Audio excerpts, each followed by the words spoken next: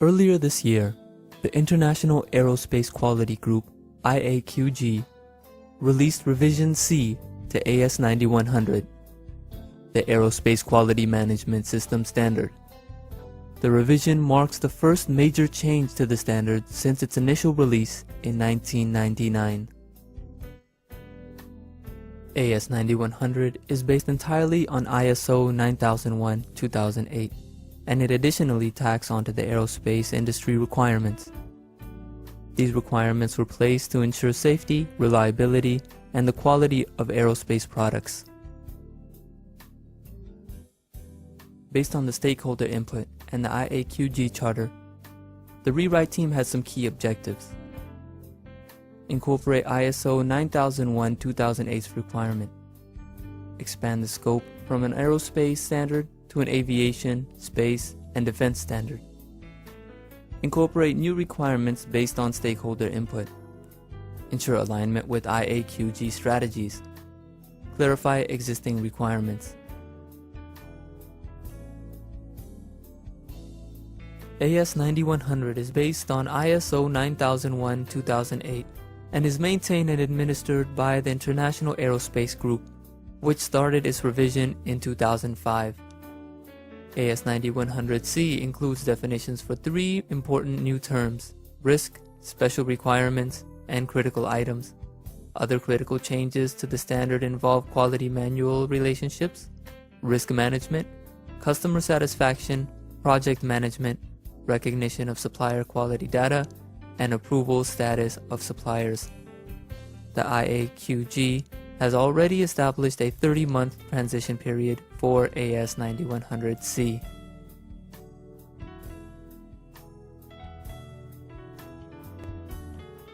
The International Aerospace Quality Group, IAQG, has proposed a 30-month transition timeline for existing certified organizations that went into effect on January 1, 2010.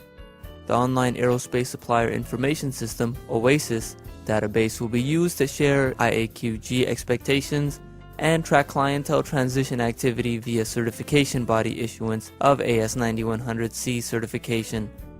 All AS9100 audits after July 1, 2011 must be to Rev C. After the 1st of July 2011, all audits conducted, whether they be surveillance, recertification, or new registration, must be conducted to AS9100 Rev C or AS9120 Rev A as applicable.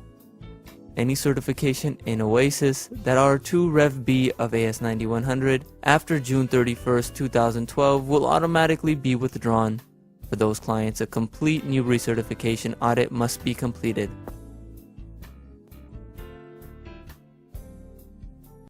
All aerospace certifications will expire, regardless of certification expiry date, if clients have not transitioned to AS9100C or AS9120A by July 1, 2012.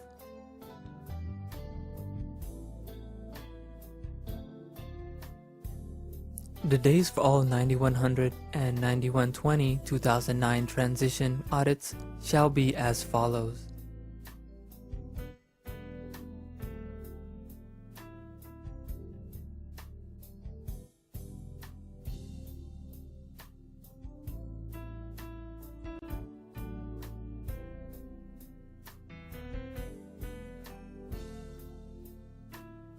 For multiple site organizations, the transition during the existing audit cycle will vary. If you are a multiple site organization, please call ISA office for additional requirements. Organizations seeking certification to the 9100 or 9120-2009 AQMS standards must formally declare to ISA conformance to 9100 or 9120 prior to ISA conducting the transition audits.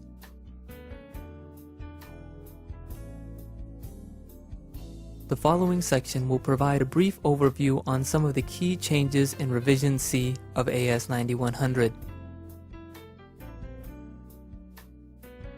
This change deleted the previous requirement to create a document showing the relationship between AS9100's requirement and the organization's documented procedures.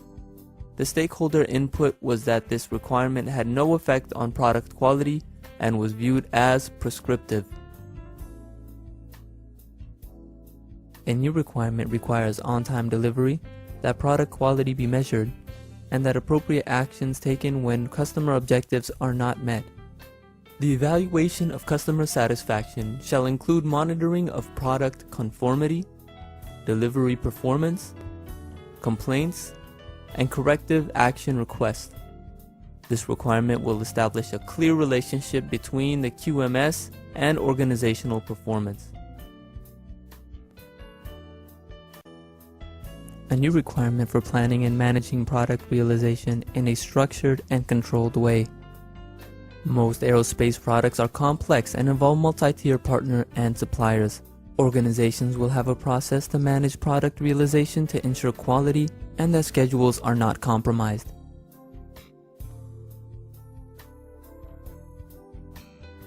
The new requirement under Clause 7.1 requires an organization to implement a risk management process. This clause will require organizations to identify and classify risk, determine levels of acceptable risk, and have effective risk mitigation plans for unacceptable risk. This requirement puts a focus on product risk during product realization. This is vital as new technologies in aircraft, space vehicles, defense systems, and materials are introduced. Organizations will need to ensure that a risk management process is in place, that risks are appropriately applied in the process, and that they are successfully managed. The existing configuration management clause was simply moved to Section 7. This puts the focus on product instead of documentation. Some level of configuration management is expected for all products at all levels of the supply chain. This change is in the form of a guidance note that encourages the use of data from external sources in the supplier selection and evaluation process. The industry trend is to use externally provided supplier performance data.